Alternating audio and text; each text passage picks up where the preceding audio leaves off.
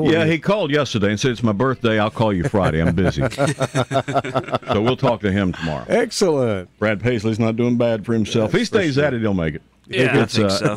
8:17, 17 minutes after. By the way, if you're near your computer and want to meet, see what's going on here, you can see Jonathan as we talk here. WEZL.com, keyword TV, our WEZL TV powered by Burger King. Yes. And check this thing out. We got the band. The Grove is in the conference room being accosted by our sales staff. They're not used to seeing that many young musicians in the building at this time of the day. So I feel sorry for them. And Jonathan Singleton is with us. Good to have you here, Hey, sir. guys. Welcome, Thanks so welcome. much for having us. Yeah, Appreciate we you coming in. it. And as we're talking here, I'm just telling you right up front, I'm a fan. I'd heard Thank you. Heard the CD yesterday, and just absolutely, this is good. This is good. And it's a pleasure to run into somebody who not only writes but plays and sings as well as you do.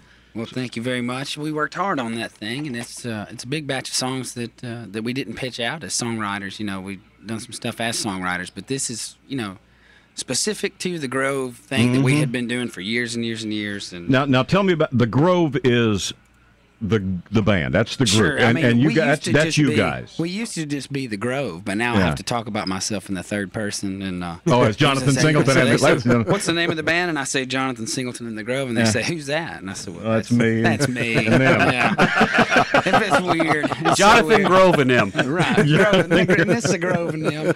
But and you- no, we've been a band for a long, long time. So we had this batch of songs that we wanted to do on a record thing, and kind of got it done on our own terms, which is weird. In That's Nashville these really days. odd. So it's been really, really nice getting out and playing in front of people. Universal South is leading the way up there, letting people do that. I'm really, sure are. I'm thrilled that they've developed that marketing plan or whatever it is that they're doing. Songwriters that write their own songs Exactly. and go out and Hauser and those guys and have done real well. Now, you guys are a college band, you tell me. I mean, that's how Well, it we all did. kind of... For a long time we were going out playing college things and thought that we were a rock band, but with this accent, you really can't. It just doesn't work that way. But we were doing college stuff for years and years, and pretty specifically, Mississippi and Tennessee, Knoxville, Starkville, Oxford, and we're still doing some of those things. So we get back there quite a bit, and but we're doing original songs now. Back then we would see how you do. You slide in. Sure. So you guys have been busy for a long We've time. been busy for a long time. Probably,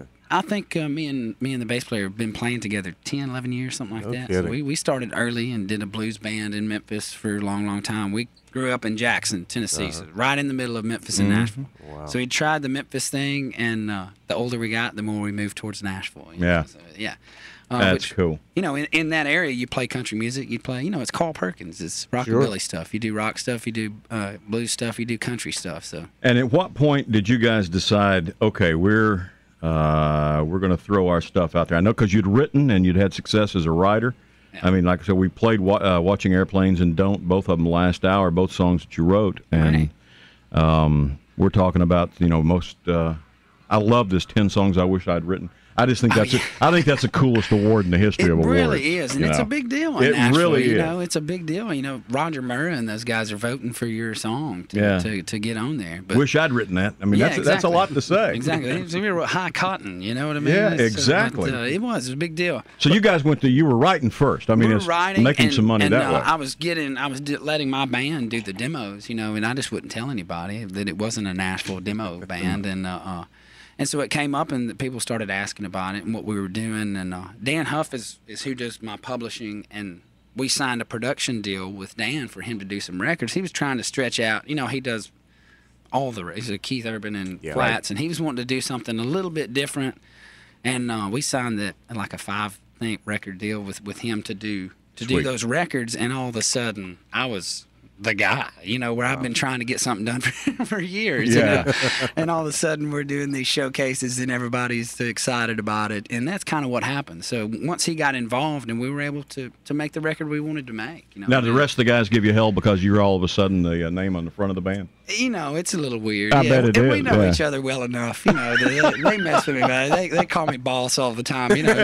Sarcastically. It's whatever you say there, boss. That's right. We'll get on that right now, boss. Yeah. Boss. That's great. It's some wonderful stuff. And we've got the band set up in the conference room. We're going to take a break, and if you'll join them, do us a couple, and then we'll talk a little bit more when you get through. How's that? Okay, great. Is that good? We're going to hear from Jonathan and the Grove. Mm-hmm. Yeah, they're listening, aren't they? We'll hear from the Grove in a minute on WEZL. Now, WEZL